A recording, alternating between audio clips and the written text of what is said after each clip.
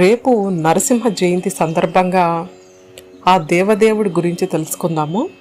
ఉగ్రవీర్యం మహావిష్ణుం జ్వలాంతం స్వర్ణతోముఖం నరసింహ భీషణం భద్రం మృత్యోత్ముత్యో మహామ్యహం.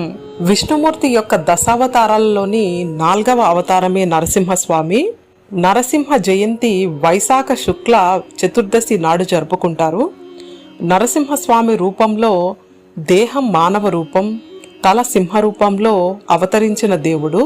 నరసింహస్వామి మహాశక్తివంతుడై ఈ రోజునే విష్ణుమూర్తి హిరణ్యకశిపుణ్ణి సంహరించి ధర్మాన్ని నిలబెట్టాడు కాబట్టే నరసింహ జయంతిని వేడుకగా జరుపుకుంటాము.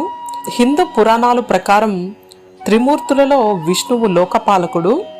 సాధు పరిరక్షణ కొరకు, దుష్ట శిక్షణ కొరకు ఆయన ఎన్నో అవతారాలలో యుగ యుగాన అవతరిస్తాడు. అలాంటి అవతారాలలో 21 ముఖ్య